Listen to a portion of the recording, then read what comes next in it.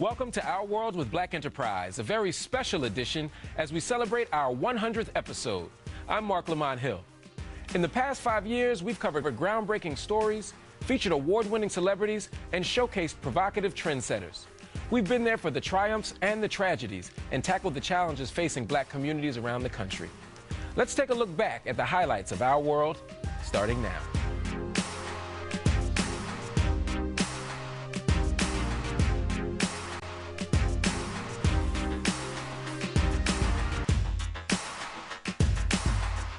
Welcome to this special 100th edition of Our World with Black Enterprise.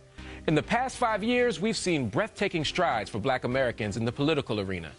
We were on hand for an incredible series of firsts, including the historic run for the White House.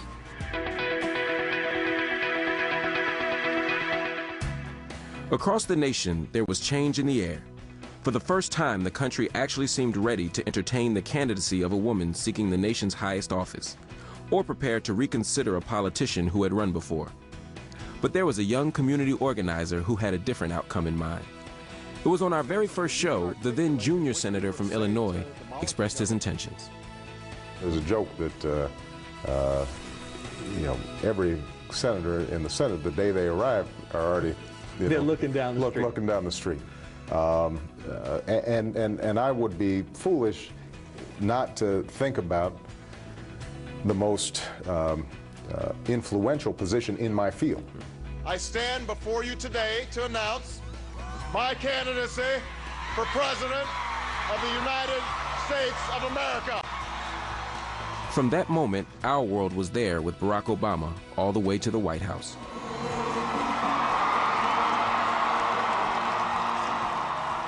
That is why I'm running to be President of the United States, so I can listen to you and help set the agenda for change in this country.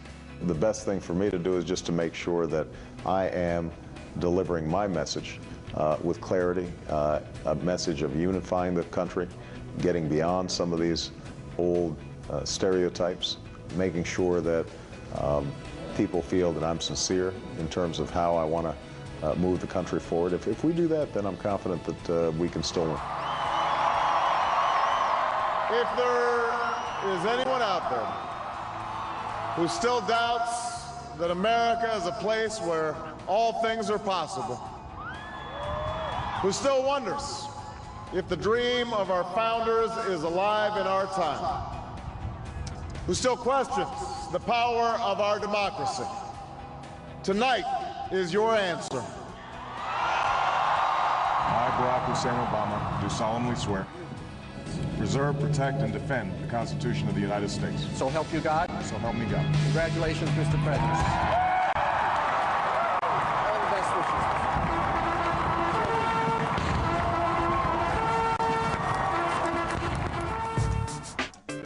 There was a Michael Steele before there was a Barack Obama. I was the only African-American lieutenant governor in the nation for 2 years before Senator Obama was elected. Michael Steele was tapped as the first African-American chairman of the Republican National Committee. The Republican Party is often criticized because, oh, you don't have any blacks, you don't do anything to lift blacks up within the party, encourage them, so you guys are nothing more than racist. When we do lift blacks up and encourage them and give them positions of leadership, then we get the, it's just tokenism. So you can't win. You're damned if you do, you're damned if you don't. Across the political spectrum, black Americans scored a series of firsts. You find yourself governor of of people well beyond Massachusetts, that a whole lot of people place their hopes and their aspirations in you and in your success. And I appreciate that. I'm honored by that. I'm humbled by it, and it certainly is something I will have in mind as I try to perform this, not just as the first black governor of Massachusetts, but I hope the best governor Massachusetts has ever had. And New York Democrat Charles Rangel became the first black chairman of the powerful House Ways and Means Committee. Up next, the hottest stars in our world. I know that if this is successful, then it will open the doors for more movies, and it's so relevant and so important, and I didn't care if I was in this movie for 2 minutes. I just wanted to be a part of it. This is Samuel L. Jackson, and you're watching Our World with Black Enterprise.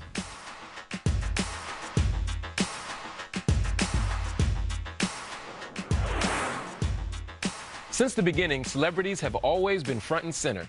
They've entertained us with their exciting projects and shocked us when they pushed the envelope. All right. I guess nobody told you that I'm Madea. Mud to the damn D-E-A. You understand that? And what I want, I get. The only reason I started doing this character is to use it to make people laugh and give them a message. I mean, there's so many messages that need to be brought to our community, and there's no way to do it. Like, nobody has an effective way to do it.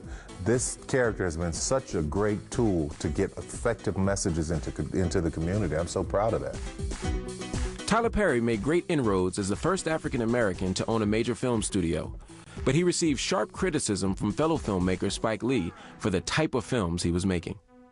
A lot of stuff that's on today is coonery buffoonery, and I know it's making a lot of money,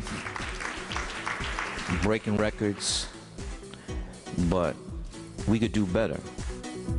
Our first 5 years turned out to be breakthrough years for black actors on the big screen, the small screen, and on Broadway. Reading the play, it was obvious that David Mamet was willing to kind of put on page and then on the stage thoughts and ideas that people have all the time about race and aren't necessarily willing to say. To do a dramatic role by a preeminent writer on Broadway with this cast, I jumped at it, and I was available to do it. So this is definitely a high point in my career for me. I've had more people coming up to me and, oh, I can't wait for America. People are fascinated with gangster movies. They really are. Even my own son. A child can be susceptible. Some child might watch American Gangster and say, I want to be a gangster, but it's really about what's going on in your home. Now, Dreamgirls is using the success of Ray and success of Hustle and Flow, and now it's going to be like, man, it's going to be a no-brainer. When somebody starts to talk about another African-American or black film, it works now because we allowed it to be black, say that it is black, and then transcend that. I know that if this is successful, then it will open the doors for more movies, and it's so relevant and so important, and I didn't care if I was in this movie for 2 minutes. I just wanted to be a part of it. Even in animation, where Anika Noni Rose became the first black princess in Disney history.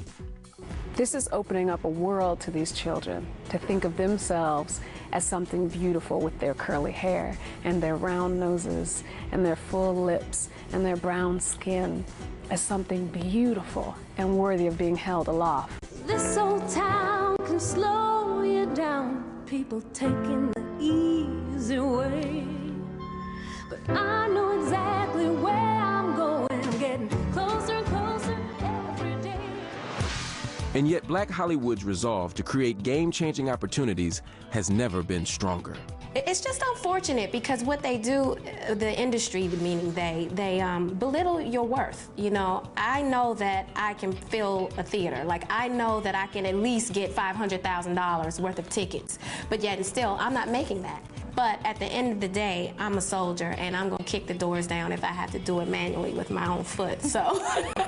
When you're a black entertainer, you get the word stereotyped and pigeonholed.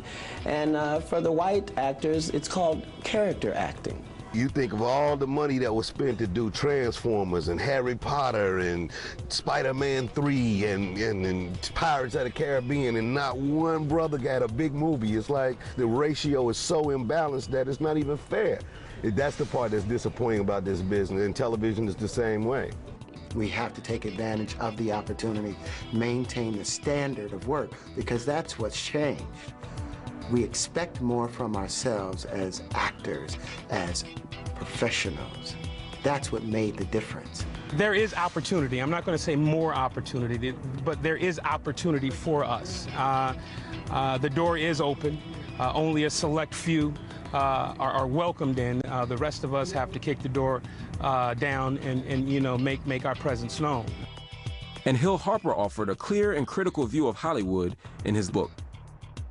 Part of the reason why I felt the need to do the book was because I'm part of an industry that I believe has decimated the self-esteem of our young people, simply put. Chris Rock and Nia Long raised some eyebrows and some questions with their film exploration, Good Hair. That's $1,000. This is $1,000. Yes, it is. Yes, it is. The layaway plan was unbelievable to me. Yeah. It has an actual impact on African-American relationships between men and women, because this cost. It's like, you know, it's like a habit. It's a habit. It's like dating an addict almost.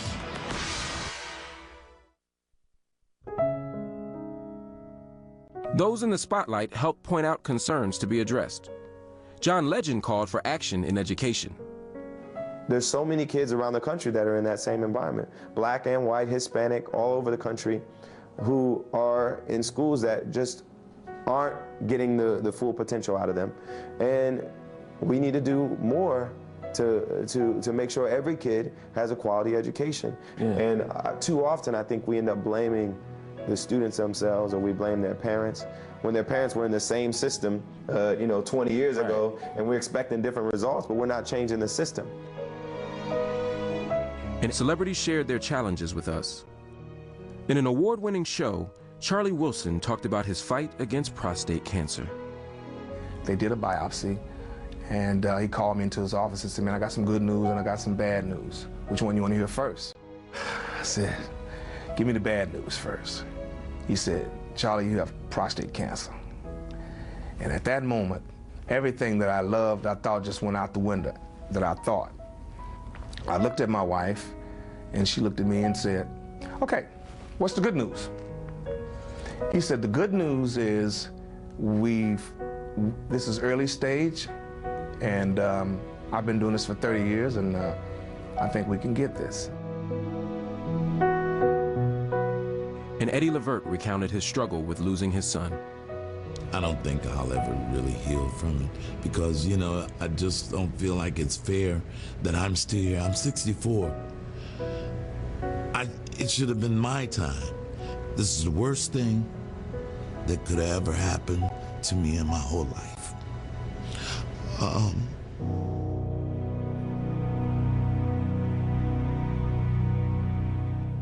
When we return, how our world covered the triumphs and the tragedies.